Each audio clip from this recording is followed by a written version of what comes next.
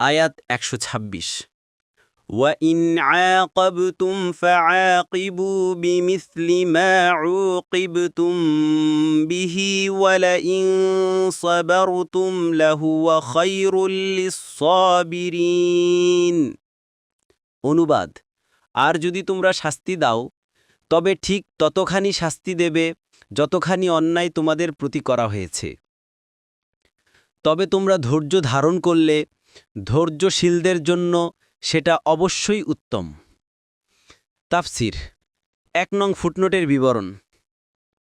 Wine আকাবতুম ফাআকিবু বিমিসলি মা উকিবতুম বিহি বাক্যে প্রথমত আল্লাহর পথে দাওয়াত দানকারীদেরকে আইনগত অধিকার দেওয়া হয়েছে যে যারা নির্যাতন চালায় তাদের কাছ থেকে প্রতিশোধ গ্রহণ করা আপনার জন্য বৈধ, কিন্তু এই শর্তে যে প্রতিশোধ গ্রহণের ক্ষেত্রে নির্যাতনের সীমা অতিক্রম করা যাবে না। যতটুকু জুলুম প্রতিপক্ষের তরফ থেকে করা হয় প্রতিশোধ ততটুকুই গ্রহণ করতে হবে, বেশি হতে পারবে না। আনাস রাদিয়াল্লাহু আনহু থেকে বর্ণিত, এক ইয়াহুদি এক মেয়েকে 2 পাথরের মাঝে রেখে হত্যা করে। মৃত্যুর পূর্বে তাকে বিভিন্ন জনে জিজ্ঞাসা করা হলে সে এক ইয়াহুদির প্রতি ইঙ্গিত করে। সেই ইয়াহুদিকে নিয়ে আসা হলে সে স্বীকার করে। ফলে রাসূলুল্লাহ সাল্লাল্লাহু আলাইহি ওয়াসাল্লাম সেই ইয়াহুদিকে 2 পাথরের মাঝে বেঁধে হত্যা করার আদেশ করে দেন। 2 নং ফুটনোটের বিবরণ। আয়াতের শেষে পরামর্শ দেওয়া হয়েছে, যদিও প্রতিশোধ গ্রহণের অধিকার রয়েছে কিন্তু সবর করা উত্তম।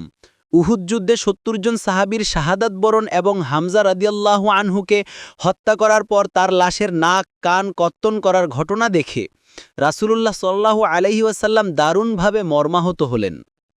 সাহাবায়ে কেরাম আনসারগণ বললেন, আমরা যদি তাদের উপর জয়লাভ করি তবে তাদেরকে দেখিয়ে দেব। তারপর যখন মক্কা বিজয়ের দিন আসলো তখন আল্লাহ নাজিল করলেন, যদি শাস্তি দিতে চাও তবে ততটুকুই শাস্তি দেবে যতটুকু তোমরা শাস্তি ভোগ করেছ, আর যদি তোমরা ধৈর্য ধারণ করো তবে তা ধৈর্যশীলদের জন্য অনেক উত্তম, কল্যাণকর।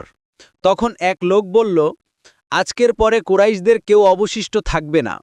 তখন রাসূলুল্লাহ সাল্লাল্লাহু আলাইহি ওয়াসাল্লাম বললেন, 4 জন ব্যতীত আর সবাইকে ছেড়ে দাও। এই আয়াত নাজিল হওয়ার পর রাসূলুল্লাহ সাল্লাল্লাহু আলাইহি ওয়াসাল্লাম সবর করেছিলেন। সম্ভবত এ কারণেই কোনো রেওয়ায়েতে বলা হয়েছে যে আলোচ্য আয়াতগুলো মক্কা বিজয়ের সময় নাজিল হয়েছিল। এটাও সম্ভব যে আয়াতগুলো বারবার নাজিল হয়েছে। প্রথমে উহুদ যুদ্ধের ব্যাপারে নাজিল হয়েছে এবং পরে মক্কা বিজয়ের সময় পুনরায় নাজিল হয়েছে।